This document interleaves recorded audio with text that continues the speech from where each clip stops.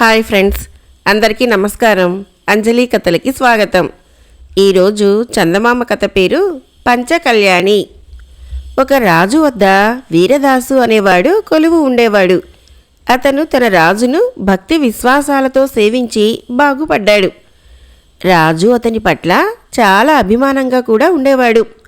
దురదృష్టవశాన ఒకసారి వీరదాసు కొడుకులు ముగ్గురికి రాజు కొడుకులతో కొట్లాట సంభవించింది. ఆ కొట్లాటలో రాజు కొడుకు ఒకడు చనిపోవటం కూడా తటస్థించింది. ఈ సంగతి తెలియగానే రాజు వీరదాసును పిలిపించి కఠినంగా మందలించి, నీ కొడుకులు నా కొడుకులతో జగడానికి ఏమని దిగారు? నా కొడుకు చనిపోయినందుకు నీ కొడుకులను ఈ క్షణం ఉరి తీయించగలను, కానీ అందువల్ల పోయిన నా కొడుకు తిరిగి రాడు. అయినా వాళ్ళకి శిక్ష తప్పదు. నీకొక పని చెప్పబోతున్నాను. అది చాలా అపాయకరమైన పని.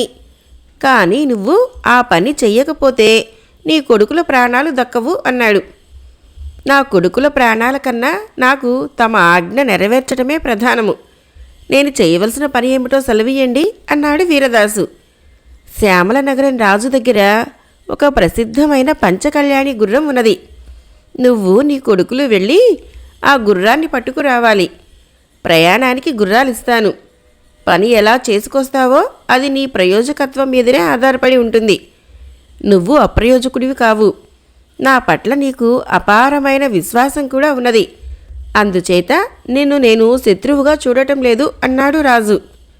చిత్తం, రేపు ఉదయమే శ్యామల దేశానికి బయలుదేరిపోతాము అన్నాడు వీరదాసు. రాజు తనకు చెప్పిన పని అసాధ్యమైనదని అతడికి తెలుసు. శ్యామలరాజు ఆ గుర్రాన్ని తన ప్రాణం కన్నా ఎక్కువగా చూసుకుంటాడు. దాన్ని ఆయన ఏ వెలకు అమ్మడు. దాన్ని దొంగిలించడం మానవ మాతృలకు సాధ్యం కాదు. అలాంటి ప్రయత్నం చేసిన వారిని ఆ రాజు నిర్దయంగా చంపేస్తాడు. కానీ తన కొడుకుల ప్రాణాలు దక్కాలంటే వీరదాసు ఏదో విధంగా ఆ పంచకళ్యాణిని తీసుకురాక తప్పదు. మర్నాడు ఉదయానికి రాజుగారు వీరదాసుకు బంగారు నాణాలు నింపిన సంచి 4 గుర్రాలు పంపాడు. వీరదాసు అతని కొడుకులు ఆ గుర్రాల మీద శ్యామల నగరానికి బయలుదేరారు. శ్యామల నగరం సముద్ర తీరాన ఉన్నది. అక్కడికి దూర ప్రయాణమే గాక కష్టమైన ప్రయాణం కూడాను. వీరదాసు తన కొడుకులతో శ్యామల నగరం శివార్లలో ఉన్న దేవుడి మాన్యం చేరేసరికే చీకటి పడిపోయింది. పెద్ద గుడి చుట్టూ అనేక వేల ఎకరాల దేవుడి మాన్యం. గుడికి సమీపంలోనే ధర్మకర్త గారి దేవుడి ఉన్నది. దాన్ని ఆనుకునే ధాన్యాగారము, ఇతర కట్టడాలు ఉన్నాయి. వాటికి ఒక పక్కగా గడ్డిమేట్లు, ఊక బస్తాలు, చిట్టు బస్తాలు కొండల్లాగా కనబడుతున్నాయి. వీరదాసు తిన్నగా ధర్మకర్త గారి దేవుడికి వెళ్ళి తనను తన కొడుకులను ఆ పెద్ద మనిషికి పరిచయం చేసుకుని, మాకు మీ నగరం కొత్త, మేం ఒక రాచకార్యం మీద బయలుదేరి వచ్చాము. ఇప్పుడే చీకటి పడిపోయింది. అందుచేత ఈ రాత్రికి మా భోజన సదుపాయాలు, పడక మీరు ఏర్పాటు చేసినట్లయితే మీ రుణం ఉంచుకోము అని చెప్పాడు. ధర్మకర్త వీరదాసు చేత ఉన్న బరువైన సంచికేసి చూసి అందులో ఉన్నది బంగారమని గ్రహించి, అతిథులు ఎంతటి మర్యాదకైనా తగుదురని తెలుసుకొని, మీరు అంతగా చెప్పాలా? చాలా దూరం నుంచి వచ్చారు. ఈ రాత్రికి మీకు కావలసిన విధంగా జరుపుతాను. మీలాంటి అతిథులు బహు అరుదుగా వస్తారు అన్నాడు. వీరదాసు కొడుకులు సుఖంగా స్నానాలు చేసి షడ్రసోపేతంగా భోజనాలు చేసుకున్నారు. కొడుకుల్ని వెళ్ళి పడుకోమని పంపేసి వీరదాసు ధర్మకర్తతో రహస్యంగా తాము వచ్చిన పని, దానికి ముందు నడిచిన కథ దాచకుండా చెప్పేసి సలహా అడిగాడు. వాళ్ళు పంచకళ్యాణిని తీసుకుపోవటానికి వచ్చారని తెలియగానే ధర్మకర్త నిర్ఘాంతపోయాడు. ఆయన వీరదాసుతో, అయ్యా, మీరు వృధాగా శ్రమపడ్డారు. మీరు తలపెట్టిన కార్యం జరిగేది కాదు. తెల్లవారుతూనే మీరు తిరిగి వెళ్ళవచ్చు. మా రాజుగారు ఆ గుర్రాన్ని మీకు అమ్మరు. దాన్ని దొంగిలించడం కూడా మానవ మాతృల తరం కాదు. తెలియక ఎవరన్నా అలాంటి ప్రయత్నం చేసినా వారికి ప్రాణాలు దక్కవు. నిజం చెబుతున్నాను అన్నాడు. వీరదాసు దీర్ఘంగా నిట్టూర్చి, ప్రాణాపాయం గురించి ఆలోచించే స్థితిలో లేము. అయ్యా, పంచకళ్యాణిని తీసుకుపోకపోతే అక్కడ మా రాజుగారు చంపేస్తారు. కాకపోతే మానవ యత్నం లేకుండా చావటం మాకిష్టం లేదు. అందుచేత ప్రాణాలు పోయినా సరే పంచకళ్యాణిని తస్కరించడానికే ప్రయత్నిస్తాం. మా రాజుగారి సేవలో చచ్చామన్న కీర్తి అయినా ఉంటుంది. రాజద్రోహులమనిపించుకుని చచ్చేదానికన్నా ఇది మేలు కదా. పోతే మీరు మాకు ఒక్క సహాయం చేయవచ్చు. మమ్మల్ని ఎలాగైనా రాజుగారి అశ్వశాలలో ప్రవేశపెట్టే మార్గం చూడండి. ఈ సంచిలోని బంగారమంతా మీకు ఇచ్చుకుంటాను. అశ్వశాలలో ప్రవేశించినాక మా పాటలు మేం పడతాము అన్నాడు. ధర్మకర్త చాలాసేపు ఆలోచించి, ఈ రాత్రికే మిమ్మల్ని రాజుగారి అశ్వశాలలో ప్రవేశపెట్టగలను. రాజుగారి గుర్రాల కోసం చిట్టు పొట్టు బస్తాలలోకి ఎక్కిస్తున్నారు నా మనుషులు. ఆ బస్తాలలో పెట్టి మిమ్మల్ని కూడా పంపవచ్చు. కానీ మీరు ఆ అశ్వశాల నుంచి ప్రాణాలతో బయటపడరు. మీ చావుకు నేను కారకుండా అవుతానేమోనని విచారిస్తున్నాను అన్నాడు. అయ్యా, మమ్మల్ని ఆత్మహత్య చేసుకుంటున్న వాళ్ళ కింద జమ కట్టండి. మమ్మల్ని పొట్టు బస్తాలలో పంపారంటే మీకు పాపం రాదు సరికదా, పుణ్యం వస్తుంది. మా మాట తీసేయకండి అని వీరదాసు ప్రాధేయపడ్డాడు.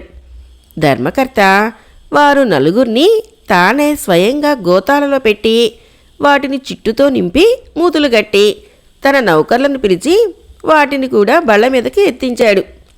ఆయన వీరదాసుతో బంగారం ఉన్న సంచిని తన వద్దనే రహస్యంగా ఉంచుతానని, వీరదాసు తిరిగి వచ్చేటప్పుడు తప్పక తీసుకుపోవాలని అన్నాడు. దాణా బస్తాలు శ్యామల నగరంలోని అశ్వశాలలోకి చేరేసరికి అర్ధరాత్రయింది. అశ్వాల వాళ్ళు బస్తాలన్నింటినీ ఒక పక్కగా వేసి వెంటనే నిద్రపోయారు. అంతా సద్దుమణగగానే వీరదాసు కొడుకులు గోతాలు చించుకొని బయటికి వచ్చి ఏమాత్రమూ అలికిడి చేయకుండా పంచకళ్యాణి కట్టి ఉన్న కొట్టం కోసం వెతికి పట్టుకున్నారు. పంచకళ్యాణి మేలుజాతి అశ్వం కావటం చేత దాన్ని వాళ్ళు తేలికగా గుర్తించగలిగారు. అది కూడా కొత్త వాళ్లను చూడగానే ఉద్రేకం చెంది కళ్ళు పెద్దవి చేసి చిన్నగా వణకసాగింది. ఇదేమీ గమనించకుండా వీరదాసు చప్పున దాన్ని సమీపించి దాని మెడకున్న కట్టుతాడు విప్పబోయాడు. అతని చెయ్యి తగలగానే గుర్రం గట్టిగా సకిలిస్తూ కాళ్ళు జాడించి వీరదాసును, ఆయనకు సహాయానికి వచ్చిన ఆయన కొడుకులను తన్నబోయింది. వాళ్ళు నలుగురు దూరంగా పారిపోయి తమ తలలు పగలకుండా కాపాడుకున్నారు. ఇంతలో రక్షక భటులు రానే వచ్చి వీరదాసుని, అతని కొడుకుల్ని పట్టి బంధించి అప్పటికప్పుడే రాజుగారి దగ్గరికి తీసుకుపోయారు. వీళ్ళు పంచకళ్యాణి కోసం వచ్చారా? తెల్లవారిందాకా అశ్వశాలలోనే బంధించి ఉంచండి. రేపు ఉదయం విచారణ చేద్దాం అన్నాడు రాజు. తెల్లవారగానే రాజు బందీలను తన ఇంటికి పిలిపించి వారి కట్లు విప్పించి కూర్చోమని మర్యాద చేసి, మీరెవరు, ఏ కారణం చేత అపాయంలో చిక్కుకున్నారు, మీ కథ అంతా చెప్పండి అన్నాడు. వీరదాసు ఏమీ దాచకుండా జరిగిందంతా చెప్పాడు. అంతా విని శ్యామలరాజు, వీరదాసు, ఇందులో నీ స్వార్థం ఏమీ లేదని నేను నమ్ముతున్నాను. కానీ మీరందరూ ఈ క్షణాన చాలా అపాయకరమైన స్థితిలో ఉన్నారు. ఇంతకన్నా అపాయకరమైన స్థితి నీకు ఎప్పుడైనా సంభవించిందా? సంభవించి ఉన్నట్లయితే చెప్పు. దాన్ని నేను నమ్మగలిగితే నీ కొడుకుల్లో ఒకడిని ప్రాణాలతో వదిలేస్తాను అన్నాడు. వీరదాసు తన గత జీవితం జ్ఞాపకం తెచ్చుకొని, సంభవించింది మహారాజా అన్నాడు. అదేమిటో చెప్పు అన్నాడు రాజు. శ్యామల నగరం రాజు అడిగిన దానికి వీరదాసు ఇలా చెప్పసాగాడు. ఇది నా బాల్యంలో జరిగింది. మా తండ్రికి విస్తారంగా భూములుండేవి. పెద్ద ఆవుల మంద ఉండేది. ఒకనాడు దూరాన పొలాలలో ఒక ఆవు ఈనింది. మా నాన్న నన్ను ఆ ఆవును దూడను ఇంటికి తీసుకురమ్మన్నాడు. నేను సూర్యోదయానే అక్కడికి వెళ్ళి దూడను ఎత్తుకుని బయలుదేరాను. ఆవు నా వెనకాలే రాసాగింది. నేను కొద్ది దూరం నడిచేసరికి పెద్ద పెట్టున వర్షం ప్రారంభమైంది. వర్షం నిలిచేదాకా ఎక్కడైనా నిలవవలసి వచ్చింది. కొంత దూరంలో ఏదో గుడిసె కనిపిస్తే అందులో నేను దూడతోనూ ఆవుతోనూ సహా తలదాచుకున్నాను. కొద్దిసేపటికల్లా ఆ గుడిసెలోకి 12 పెద్ద పిల్లులు వచ్చాయి. వాటిలో ఒకటి మిగిలిన వాటికి పెద్దలాగా కనిపించింది. ఆ పెద్ద పిల్లి మిగతా పిల్లుల కేసి తిరిగి అరవనారంభించింది. పిల్లులన్నీ ఒక్కసారిగా కోలాహలంగా కూతలు పెట్టాయి. వాటి అరుపులు చాలా భయంకరంగా ఉన్నాయి. అలా అరిచి అరిచి అవన్నీ ఆవు దూడ మీద పడి కొద్దిసేపట్లోనే దాన్ని చీల్చి తినేశాయి. నాకు వాటిని చూస్తే భయము కోపము కూడా వచ్చింది. వాటిని తరిమి కొట్టబోయాను.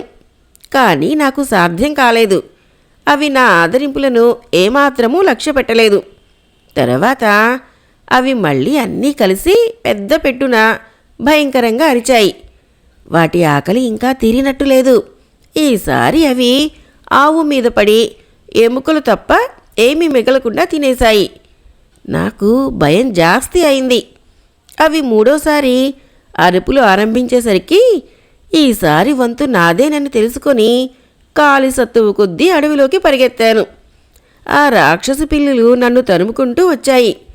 అయినా నేను వాటికి అందకుండా పరిగెత్తిపోయి గుబురుగాను ఎత్తుగాను ఉన్న చెట్టెక్కి వాటికి కనిపించకుండా చిటారు కొమ్మ గుబురులో దాక్కున్నాను. పిల్లులు నా జాడ తెలియక చెట్ల మధ్య చాలాసేపు తచ్చట్లాడాయి. అవి ప్రాణం విసిగి వెళ్ళిపోతాయేమోనని ఆశపడ్డాను. కానీ పిల్లుల పెద్ద నేనున్న చెట్టు కిందకే వచ్చి తల ఎత్తి నన్ను పసిగట్టి పైకి చూస్తూ అక్కడే తిష్ట వేసింది. త్వరలోనే మిగతా పిల్లులు కూడా అక్కడికి చేరాయి. అవి నన్ను వదిలిపెట్టదలచలేదు. వాటిలో ఒకటి చెట్టెక్కి రావటం ప్రారంభించింది. అది నాకు అందుబాటులోకి వచ్చేదాకా ఆగి నా దగ్గర ఉన్న చాకుతో దాన్ని పొడిచి చంపాను. అది కాస్త కింద ఉన్న తోటి పిల్లుల మీద పడింది. దానితో పిల్లుల పెద్దకు ఆగ్రహం వచ్చింది. అది పాములాగా బుసగొట్టి మిగిలిన పిల్లులతో ఏదో అన్నది. వెంటనే పిల్లులన్నీ కలిసి నేనెక్కిన చెట్టు వేళ్లలో ఒక పెద్ద వేరును తెంపటానికి దాని చుట్టూ తమ గోళ్లతో తవ్వనారంభించాయి. త్వరలోనే ఆ వేరు తెగి చెట్టు కొంచెం ఒరిగింది. చెట్టు పడిపోతున్నదని భయపడి నేను చావు కేక ఒకటి పెట్టాను. చెట్టు ఒరిగిందే కానీ పడలేదు. పిల్లులు మరొక పెద్ద వేరును తెంపటానికి ఉపక్రమించాయి. అది కూడా తెగిపోయేసరికి చెట్టు మరికొంచెం ఒరిగింది. నేను ప్రాణభయంతో మళ్ళీ చావు కేకలు పెట్టాను. పిల్లులు ఇక మరొక వేరును తెంపే ప్రయత్నం ప్రారంభించాయి. ఈ పని పూర్తయ్యేసరికి చెట్టు ఒరిగి నేల మీద పడిపోయింది. నేను మాత్రం ప్రాణభయంతో చెట్టు కొమ్మను గట్టిగా కరుచుకొని పిల్లులకు ఆహారం కావటానికి సిద్ధపడ్డాను. అయితే నేను పెట్టిన కేకలు వృధా పోలేదు. దూరాన చుట్టుపక్కల పొలాలలో పనులు చేసుకుంటున్న వాళ్ళు నా కేకలు విని పలుగులు పారలు కర్రలు తీసుకొని 4 వైపుల నుంచి పరిగెత్తుకుంటూ వచ్చారు. వాళ్లను చూసి పిల్లులు పారిపోబోయాయి. కానీ రైతులు వాటిని చుట్టుముట్టి ఒక్కదాన్ని కూడా మిగల్చకుండా అన్నిటినీ చంపేశారు. వీరదాసు ఈ సంఘటన చెప్పి, మహారాజా, మీరు మమ్మల్ని నేరస్తులుగా విచారించి ఉరి తీసిన దానికన్నా ఆ రాక్షస పిల్లులు పీకు తినడం మరింత ఘోరం కాదా అన్నాడు. నిజమే, నీ కథ బాగానే ఉన్నది. ఇలాంటిదే నీ జీవితంలో జరిగిన మరొక దారుణ సంఘటన చెబితే నీ కొడుకును మరొకరిని క్షమిస్తాను అన్నాడు రాజు. వీరదాసు కొంచెం ఆలోచించి, అలాంటి సంఘటన మరొకటి ఉన్నది మహారాజా అన్నాడు. ఉంటే చెప్పు అన్నాడు శ్యామలరాజు. శ్యామల నగరం రాజు అడిగిన దానికి వీరదాసు ఇలా చెప్పసాగాడు. నేను కాస్త పెరిగాక ఒకనాడు సముద్ర తీరాన కొండల్లో వేటాడబోయాను. ఒక నిటారు కొండ ఎక్కుతూ ఉండగా దాని వెనక నుంచి పొగ పైకి లేస్తూ కనబడింది. ఆ పొగకు కారణం తెలుసుకుందామని కొండ చివరకు ఎక్కాను. ఒక కనుమలో నుంచి ఆ పొగ వస్తున్నది. కనుమలోకి తొంగి చూసేసరికి పొగకు ఊపిరి సలపక తల తిరిగిపోయింది. నేను ఆ కనుమలోకి దొర్లిపోయాను. అదృష్టవశాన దెబ్బలు బలంగా తగలలేదు. కానీ ఆ కనుమ నుంచి ఎలా బయటపడాలో తెలియలేదు. ఎందుకంటే కిందకి దొర్లిన కొండను ఎక్కటం నాకు సాధ్యంగా కనిపించలేదు. నేను తల ఎత్తి పైకి చూశాను కానీ పక్కలకు చూడనే లేదు. ఇంతలో ఒక పక్క నుంచి ఏదో చప్పుడు వినిపించింది. అటు చూద్దును గదా, ఒక రాక్షసుడు 20 మేకలను ఒక లేడిని తోలుకుంటూ వస్తున్నాడు. వాడు వాటిని అన్నిటినీ ఒక గుహలోకి తోలి నా దగ్గరికి వస్తూ, వచ్చావా, నీకోసం కత్తి నూరి ఉంచాను అన్నాడు. చిచి, నేనెంతున్నాను? నీకు ఒక పంటి కిందకు కూడా చాలను. అయితే నీ కన్ను ఒకటి పోయినట్లున్నది. నేను కంటి వైద్యంలో నిపుణుణ్ణి. పోయిన నీ కన్ను తెప్పిస్తాను అన్నాను. వాడు సరేనన్నాడు. నేను వాడి చేత గంగాళంలో నీరు కాగబెట్టించి అందులో వాణ్ణి కూర్చోమని చెప్పి గుప్పెడు గడ్డి మొక్కలు తెచ్చి వాడి కళ్ళకు పట్టీ వేస్తున్నట్టు వేస్తూ వాడి మంచు కన్ను కూడా పొడిచి పారేశాను. నేను వాణ్ణి గుడ్డివాణ్ణి చేశానని గ్రహించగానే వాడు గంగాళంలో నుంచి ఒక్క దూకి దూకి వెళ్ళి గుహద్వారానికి అడ్డంగా కూర్చున్నాడు. అక్కడ కూర్చుని వాడు నన్ను రకరకాలుగా తిట్టసాగాడు. నేను ఆ రాత్రి అంతా గుహగోడను కరుచుకొని కూర్చున్నాను. గట్టిగా ఊపిరి తీస్తే వాడికి నా జాడ తెలిసిపోతుందని ఎంతో భయపడ్డాను. తెల్లవారి పక్షుల కలకలం వినిపించగానే ఆ రాక్షసుడు నాతో, నిద్రపోతున్నావా? నా మేకల్ని విప్పు అన్నాడు. నేను నా వేట కత్తితో వాడి లేడిని చంపి దాని తోలు ఒలవటం మొదలుపెట్టాను. ఏం చేస్తున్నావు అన్నాడు రాక్షసుడు. ముడులు ఒకంతటా రావటం లేదు, చాలా గట్టిగా ఉన్నాయి అన్నాను. తర్వాత ఒక్కొక్క మేకనే వదిలాను. రాక్షసుడు ఒక్కొక్క మేకనే తడివి గుర్తుపడుతూ, తెల్లమేక, నిన్ను నేను చూడలేను గాని నన్ను నువ్వు చూడగలవు గదా అంటూ ప్రతి మేకను పేరు పేరున పలకరించి బయటికి పోనిచ్చాడు. చివరకు లేడితోలు కప్పుకొని పాకుకుంటూ నేను బయలుదేరాను. రాక్షసుడు లేడీ చర్మం మీద నిమిరి, అయ్యో నా లేడీ, నేను నిన్ను చూడలేను గాని నువ్వు నన్ను చూడగలవు కదా అంటూ నన్ను బయటికి పోనిచ్చాడు. గుహ దాటి రాగానే నాకు ఆకాశము, సముద్రము, ఎండ కనిపించి ప్రాణం లేచి వచ్చినట్లయింది. ఆ ఆనందంలో, ఒరే గుడ్డి వెధవా, నన్ను పట్టుకోలేకపోయావు కదరా అని కేకలు పెట్టాను. రాక్షసుడు నా కేక విని, ఎంత మొనగాడివిరా, మెచ్చుకున్నాను. నా జ్ఞాపకార్థం ఈ ఉంగరం తీసుకో అని పిలిచాడు. నేను ఉంగరం కోసం నీ దగ్గరికి రాను, దాన్ని నాకేసి విసురు అన్నాను. రాక్షసుడు ఒక ఉంగరాన్ని నా దిక్కుగా విసిరాడు. నేను దాన్ని నా వేలికి తగిలించుకున్నాను. ఉంగరం నీ వేలికి సరిపోయిందా అని రాక్షసుడు అడిగాడు. చక్కగా సరిపోయింది అన్నాను. రాక్షసుడు పెద్దగా నవ్వి, ఉంగరమా, ఎక్కడ ఉన్నావు అని కేకపెట్టాడు. ఇక్కడే ఉన్నాను అని నా వేలి ఉంగరం జవాబిచ్చింది. దాని ధ్వనిని బట్టి రాక్షసుడు నాకేసి రాసాగాడు. నాకు పెద్ద ప్రమాదం దాపరించింది. ఉంగరం తీద్దామంటే ఒకంతటా వచ్చేటట్లు కనపడలేదు. నా కత్తితో ఉంగరం వేలు కోసేసి ఉంగరంతో సహా దాన్ని దూరంగా సముద్రపు అగాధంలోకి విసిరేశాను. ఈ లోపల రాక్షసుడు ఉంగరాన్ని ఎక్కడ ఉన్నావు అని అడుగుతూ ముందుకు వస్తున్నాడు. ఉంగరము సముద్రంలో నుంచి ఇక్కడే ఉన్నాను అని జవాబిచ్చింది. రాక్షసుడు సముద్రంలోకి పరిగెత్తుకుంటూ వెళ్ళి అగాధంలో పడి మునిగి చనిపోయాడు. తర్వాత నేను రాక్షసుడి గుహకు తిరిగి వెళ్ళి అక్కడ ఉన్నదంతా కొల్లగొట్టి ఎలాగో ఇల్లుకు చేరుకున్నాను. వీరదాసు ఈ సంఘటన చెప్పి, ఆనాడు నాకెదురైన ప్రమాదం చాలా గొప్పది. నా ఉంగరం వేలు పోయిందే గాని నాకు మరే అపాయమూ కలగలేదు అంటూ తన చెయ్యి ఎత్తి పైకి చూపించాడు. ఆ చేతికి ఉంగరం వేలు లేదు. శ్యామల నగర రాజు అతని కథ విని, నీ కథ అద్భుతంగా ఉన్నది, అది నిజమని నాకు నమ్మకం కుదిరింది. నీ కథలతో 2 కొడుకుల్ని కాపాడుకున్నావు. అలాంటి కథ మరొకటి ఉంటే చెప్పి నీ 3వ కొడుకు ప్రాణాలు కూడా కాపాడుకో అన్నాడు. వీరదాసు కొంచెం ఆలోచించి, నా జీవితంలో ఇంతకన్నా కూడా ప్రమాదకరమైన సంఘటన జరిగింది అన్నాడు.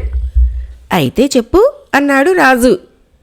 శ్యామల నగరం రాజు అడిగిన దానికి వీరదాసు ఇలా చెప్పసాగాడు. రాక్షసుడి గుహ నుంచి వచ్చిన కొద్ది కాలానికే నాకు మా వాళ్ళు పెళ్లి చేశారు. నేను కూడా సంచారాలు కట్టిపెట్టి ఇంటి పట్టునే ఉంటూ వచ్చాను. కానీ తిరిగే కాలు ఊరుకుంటుందా? ఒకనాడు సముద్ర తీరాన వేటాడబోయాను. సముద్రం ఒడ్డున ఒక అందమైన పడవ కనిపించింది. అది ఏమిటో చూద్దామని అందులోకి ఎక్కాను. దాని లోపల ఎంతో విలువగల వస్తువులు, అందమైన వస్తువులు అనేకంగా ఉన్నాయి. నేను వాటిని చూసి ఆనందపడే సమయంలో పడవ దానికదే కదిలి సముద్రం మీదకి ప్రయాణమైంది. నేనీ సంగతి గమనించేసరికి పడవ సముద్రం మీద అమిత వేగంగా పోతున్నది. కానీ నేనేమీ కంగారు పడలేదు. అది అలా వెళ్ళి వెళ్ళి ఒక దీవిని చేరుకొని దాని ఒడ్డున ఒరుసుకొని ఆగిపోయింది. ఆ దీవి నేనెన్నడూ చూడలేదు. అక్కడ ఏమున్నదో చూద్దామని పడవలో నుంచి ఒడ్డుకు దిగాను. వెంటనే ఆ పడవ గిరుక్కున తిరిగి వచ్చిందారే వెళ్ళిపోయింది. నేనా దీవి మీద చిక్కుబడిపోయాను. దీవి మీద ఎక్కడా నరసంచారం ఉన్నట్లు లేదు. కనుచూపు మేరలో ఒక్క ఇల్లు కూడా లేదు. నేను సముద్ర తీరం నుంచి ఒక గుట్ట ఎక్కేసరికి ఆ ఎత్తున పీఠభూమి కనబడింది. నేనక్కడికి చేరుతూనే స్తంభించిపోయాను. ఎందుకంటే చెట్ల మధ్య ఖాళీ స్థలంలో ఒక స్త్రీ ఒక పసిపిల్లవాడి కంఠానికి కత్తిమున ఆనించి పొడవబోతున్నది. ఆ పసిపిల్లవాడు కేరింతలు కొడుతూ తళతళలాడే ఆ కత్తిని తన చిన్న చేతులతో పట్టుకోవాలని ప్రయత్నిస్తున్నాడు. అది చూసి ఆ స్త్రీ కత్తి అవతల విసిరేసి గుండె పగిలేటట్లు ఏడుస్తూ నా వల్ల కాదు, నా వల్ల కాదు అన్నది. నేనామె దుస్థితిని గ్రహించి దగ్గరికి వెళ్ళి ఇక్కడేం చేస్తున్నావు అని అడిగాను. ఆమె నా గొంతు విని పిల్లవాణ్ణి తన గుండెకు అదుముకుంటూ లేచి పారిపోబోయింది. కానీ నేను పరిగెత్తి వెళ్ళి ఆమెను చేరుకొని భయపడకు, నేను నీ స్థితిలోనే ఉన్నాను అన్నాను. అది నిజమే, కానీ ఇక్కడికి ఎలా వచ్చావు అని ఆమె అడిగింది. నేను నా అనుభవం అంతా చెప్పాను. నేను కూడా నీలాగే ఇక్కడికి అనుకోకుండా వచ్చి చేరాను.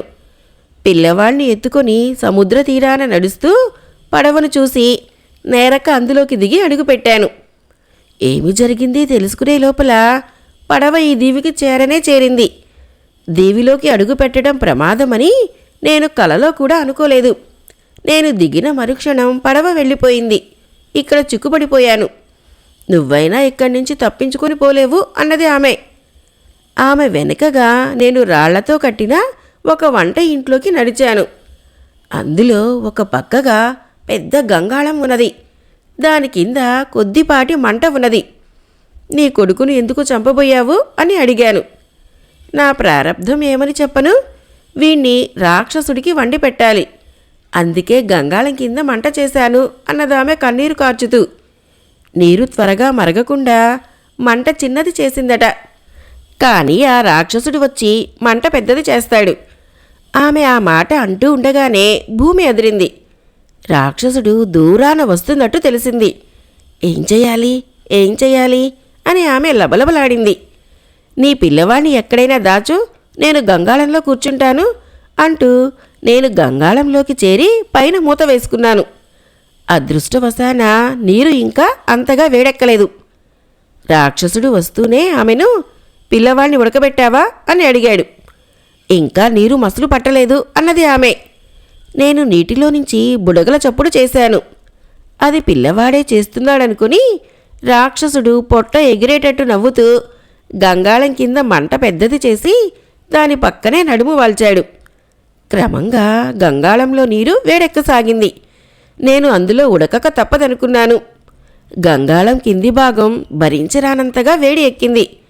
ఇంతలో రాక్షసుడు గురక పెట్టనారంభించాడు లాగుంది. ఆమె గంగాళం మూత ఎత్తి బతికి ఉన్నావా అని రహస్యంగా అడిగింది. కొసప్రాణం ఇంకా పోలేదు అన్నాను. మూత ఎత్తి గంగాళంలో నుంచి లేచి నిలబడి రాక్షసుడు మంచి నిద్రలో ఉన్నాడు. నేను గంగాళంలో నుంచి శ్రమపడి దిగాను. కానీ తర్వాత ఏం చేయాలి? ఆమె సైగ చేసింది. రాక్షసుడి పక్కన ఉన్న బల్లెం చూపించింది. అది చాలా పెద్దది. నేను ఆ బల్లెం పట్టుకొని ఎత్తాను. అది చాలా బరువుగా ఉన్నది. ఎలాగూ చావు తప్పే దారి లేదు. ఆ బల్లాన్ని 2 చేతులా ఎత్తి నాకున్న శక్తి అంతా ఉపయోగించి రాక్షసుడి కళ్ళ మధ్య దిగవేశాను. అది వాడి తలను దూసుకొని జానెడి లోతున భూమిలోకి దిగబడిపోయింది. రాక్షసుడు కిక్కురు మనకుండా చనిపోయాడు. నా ఆనందం ఏమని చెప్పను? ఆ స్త్రీని పిల్లవాణ్ణి వెంట పెట్టుకుని సముద్ర తీరానికి వచ్చాను. అక్కడ పడవ సిద్ధంగా ఉన్నది. మేం దాని మీదకి ఎక్కేసరికి అది బయలుదేరి తిరిగి మా తీరానికి వచ్చేసింది. తర్వాత ఆమె తన దారిని తాను పిల్లవాడితో సహా వెళ్ళిపోయింది. వీరదాసు ఈ సంఘటన చెప్పి, ఈ సంఘటనను మహారాజుగారు నమ్ముతారో లేదో అన్నాడు. అదే క్షణంలో రాజుగారి వెనక ప్రాంతం నుంచి ఒక వయసు మళ్ళిన స్త్రీ ముందుకు వచ్చి, ఆనాడు నన్ను రాక్షసుడి నుంచి కాపాడిన వాడివి నువ్వేనా నాయనా అన్నది ఆశ్చర్యంతో. వీరదాసు ఆమెను కొంచెంగా గుర్తుపడుతూ అవునమ్మా నేనే అన్నాడు. ఈ రాజే ఆనాడు నువ్వు రక్షించిన కుర్రవాడు. నీకు మేమిద్దరము ఎంతగా రుణపడి ఉన్నామో అన్నది ఆవిడ. ఇన్ని ఏళ్ల తర్వాత వాళ్ళు మళ్ళీ తిరిగి కలుసుకోవటం ఎంతో ఆనందం కలిగించింది. వీరదాసు, నువ్వు నిజంగా గొప్ప ధీరుడివి. నీకు కలిగిన ప్రమాదాలు సామాన్యమైనవి కావు. నా పంచకళ్యాణి గుర్రం నీదే. దానితో పాటు నా ఖజానాలో ఉన్న అమూల్యమైన రత్నాలన్నీ నీకు బహుమానంగా ఇస్తాను అన్నాడు శ్యామలనగర రాజు. ఆ రాత్రి వీరదాసు గౌరవార్థం పెద్ద విందు జరిగింది. మర్నాడు అతను రాజుకు రాజమాతకు వీడ్కోలు చెప్పి తన కొడుకులతోనూ పంచకళ్యాణి గుర్రంతోనూ శ్యామలనగర రాజు ఇచ్చిన కానుకలతోనూ బయలుదేరి తన నగరానికి తిరిగి వచ్చాడు. పంచకళ్యాణి లభించినాక అతని ప్రభువు అతని కొడుకులను క్షమించి సుఖంగా జీవించనిచ్చాడు. కథ అయిపోయింది. ఫ్రెండ్స్, నా కథలు నచ్చినట్లయితే మన ఛానల్ని తప్పకుండా సబ్స్క్రైబ్ చేయండి, లైక్ చేయండి, షేర్ చేయండి, మంచి కామెంట్ చేయండి. Thank you.